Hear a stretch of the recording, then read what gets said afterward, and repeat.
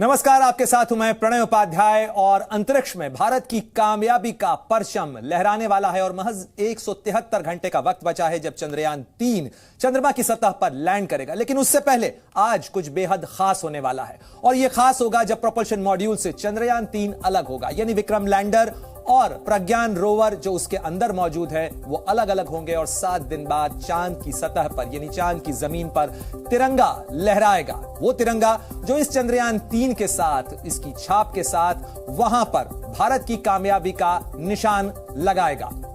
तो चंद्रयान 3 में आज अब से महज कुछ घंटे बाद, या कहा जाए 1 घंटे से भी कम का वक्त बचा है जब प्रोपल्शन मॉड्यूल से अलग होगा विक्रम लैंडर और उसके साथ ही उस विक्रम लैंडर के अंदर मौजूद है प्रज्ञान रोवर। आपको एनिमेशन के जरिए दिखाते हैं कि आखिर यह प्रक्रिया होगी कैसे, यह कितना अहम है और क्यों हम कह रहे हैं कि यह एक बहुत महत्वपूर्ण परीक्षा है। यह देखिए, चंद्रमा की सतह से यह जो चंद्रयान 3 है, यानी चंद्रयान 3 में अब विक्रम लैंडर बचा है जो धरती से रवाना हुआ था। उस समय प्रोपल्शन मॉड्यूल उसके साथ था।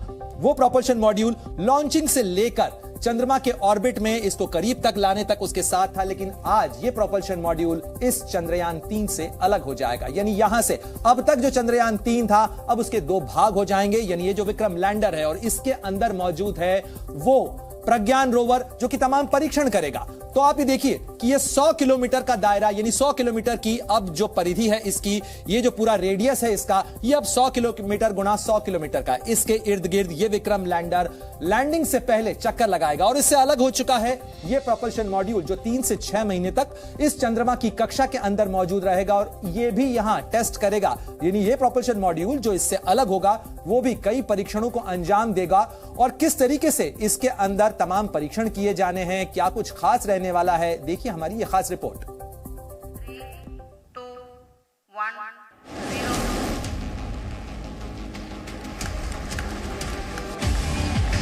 यह भीमकाय रॉकेट आसमान को चीरते हुए अपनी भयानक दहाड़ से चारों ओर कंपन उत्पन्न कर रहा है।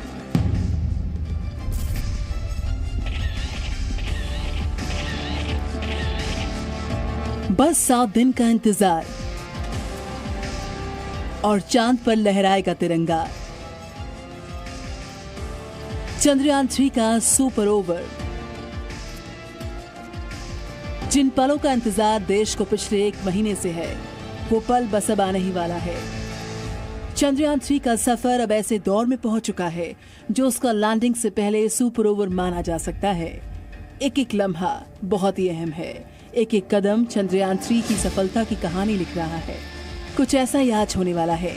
आज का दिन चंद्रयान की लैंडिंग के लिए एक बड़ी पृष्ठभूमि तैयार करेगा। आज चंद्रयान 3 का लैंडर मॉड्यूल चंद्रमा की सतह पर जाने के लिए अपनी प्रक्रिया शुरू कर देगा। चंद्रयान 3 का इंटीग्रेटेड मॉड्यूल 2 हिस्सों में बटेगा। इसमें प्रोपल्शन मॉड्यूल को लैंडर से अलग किया जाएगा। लैंडर मॉड्यूल को ही चंद्रमा पर उतरना है, जिसके बाद 23 अगस्त को लैंडिंग की जाएगी। पास में लगभग 150 किलोमीटर, दूर में लगभग 160 किलोमीटर, इस तरह से एक लगभग सर्कुलर ऑर्बिट, बट पक्का सर्कुलर ऑर्बिट नहीं है, इस तरह से एक ऑर्बिट में आ गया। ये एक महत्वपूर्ण घटना का अंतिम ऑर्बिट रिड्यूसिंग मैन्यूवर करके इसको बोलेगा। उसका मतलब है दैट चांद के पास लेके आना है।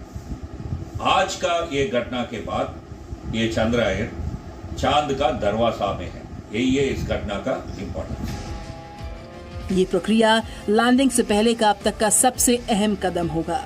अभी चंद्रयान ऐसी गोलाकार कक्षा में घूम रहा है जिसमें उसकी चंद्रमा से सबसे कम दूरी 153 किलोमीटर और सबसे ज्यादा दूरी 163 किलोमीटर है। इसरो के वैज्ञानिकों ने 16 अगस्त को सुबह करीब 8:30 बजे इस दूरी को कम किया था। ये चंद्रयान लैंडर पैर में खड़ा होना है, ये है इसका महत्वपूर्ण विषय।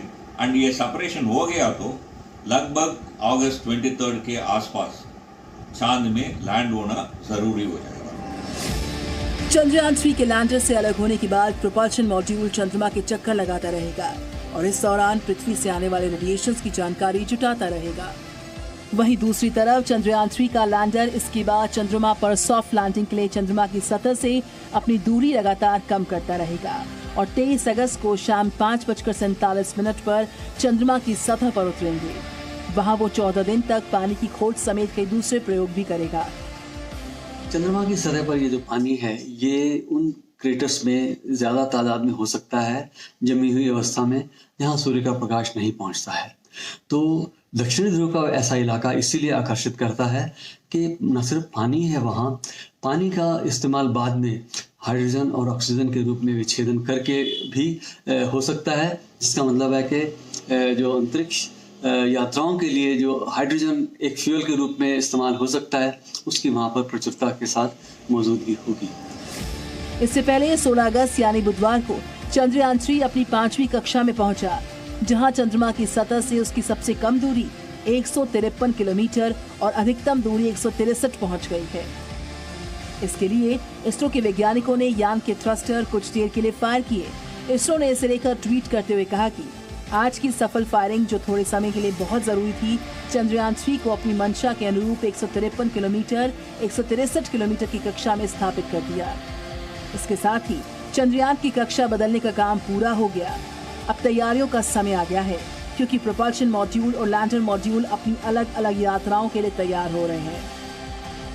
चंद्रयान 3 का लैंडर इसके बाद चंद्रमा पर सॉफ्ट लैंडिंग के लिए चंद्रमा की सतह से अपनी दूरी लगातार कम करता रहेगा। लेकिन यहाँ पर चंद्रयान 3 चंद्रमा के सर्कुलर ऑर्बिट में चक्कर लगाएगा। सर्कुलर ऑर्बिट में चक्कर लगाते समय चंद्रमा की सतह से चंद्रयान की दूरी 100 किलोमीटर हो जाएगी। चंद्रयान 3 की इस यात्रा को सारा विश्व इसलिए भी देख रहा है कि बहुत सारे फॉर द फर्स्ट टाइम हमारे निष्कर्ष निकलने वाले हैं। चंद्रयान 1 था जिसने चंद्रमा की धरती पर पानी अथवा जल की उपस्थिति क्या प्रमाण लाया था, जो कि अमेरिकन स्पेस मिशन अभी तक नहीं ला पाए थे। हालांकि नील आर्मस्ट्रांग वहाँ पे जाके लैंड भी हुए थे स्वयं व्यक्तिगत तौर पर। दूसरा, चंद्रयान 3 चूँकि साउथ पोल पर लैंड होने वाला है, जहाँ पर छोटे छोटे क्रेटर्स ऐसे लगता है कि पाए जाते हैं पानी के, तो हो सकता है कि वहाँ प्रयोग करना और अधिक संभव हो। तो पानी का अस्तित्व, ऑक्सीजन का अस्तित्व और साथ ही साथ उसके साथ हाइड्रोजन का अस्तित्व, ये कहीं ना कहीं मानव जीवन की संभावना के साथ जुड़ता है, प्रत्यक्ष अथवा अप्रत्यक्ष रूप से। उस स्तर पर भी इसका अनुसंधान करने के लिए हमें कुछ और नए इनपुट्स मिलेंगे।